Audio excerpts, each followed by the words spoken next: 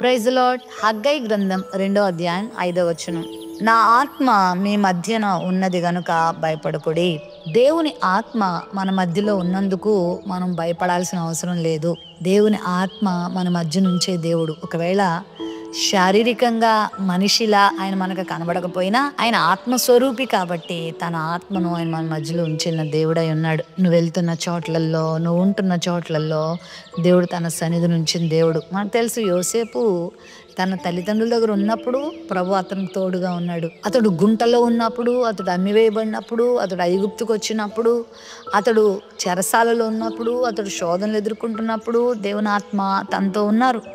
అంత మాత్రమే కాదు, తను సింహాసనం మీదకి వచ్చినప్పుడు కూడా దేవుడు తనకు తోడుగా ఉన్నాడు. అందుకే యోసేపు ఇన్ని కష్టాలు భరిస్తున్నా, ఇన్ని నష్టాలు వచ్చినా ఎప్పుడు భయపడలేదు, ధైర్యంగా ఎదుర్కొన్నాడు. ఎందుకంటే నా ప్రభు నాతో ఉన్నాడు అనే విశ్వాసం తనకుంది. దావీదు కూడా సింహాలు తనకు ఎదురైనప్పుడు, ఎలుగుబంట్లు ఎదురైనప్పుడు, గొలియాతు ఎదురైనప్పుడు, శత్రువులు ఎదురైనప్పుడు, సమస్యలు ఎదురైనప్పుడు కూడా దేవుడు నాతో ఉన్నాడు అనే ఫీలింగ్ అతనికి ఉంది కాబట్టే భయపడకుండా వాటిని ఎదుర్కొన్నాడు. ఈరోజు నీ జీవితంలో ఏమన్నా భయం ఉందా?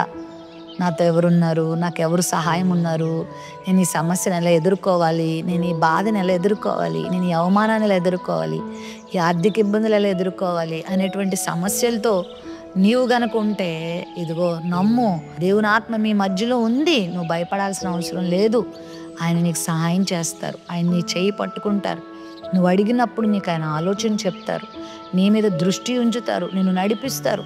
నువ్వు నడవలసిన మార్గాన్ని ఆయన నీకు బోధిస్తారు. దేవుడు నీకు సహాయం చేస్తాడు.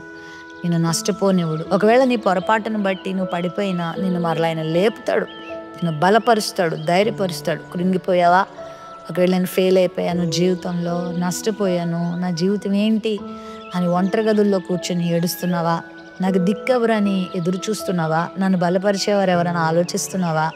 దేవుడు నీతో ఉన్నాడు. నన్ను ఇంతగా ప్రేమించేవాళ్ళు నన్ను వదిలిపెట్టి వెళ్ళిపోయారు. నాకు సహాయం చేస్తానన్న వాళ్ళు ఇప్పుడు నాకు మొహం చూపించట్లేదు.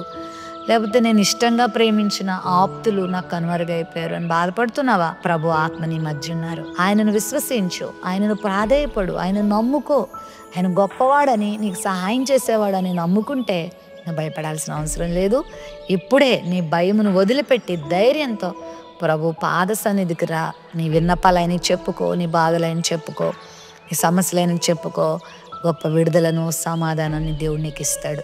ప్రేమ నమ్మకం లేని మా తండ్రి, మీ ఆత్మను మా మధ్య ఉంచిన దేవా మీకు వందనాలు. మా అనుదిన జీవితంలో అపవాది శోధనలకు, సమస్యలకు బెదిరినప్పుడు నాయనా నువ్వు మాకు సహాయం చేసే దేవుడు అన్నావు గనుక మేము ఇంకా భయపడాల్సిన అవసరం లేదు. ఈరోజు మాతో మాట్లాడిన మాటలకై వందనాలు.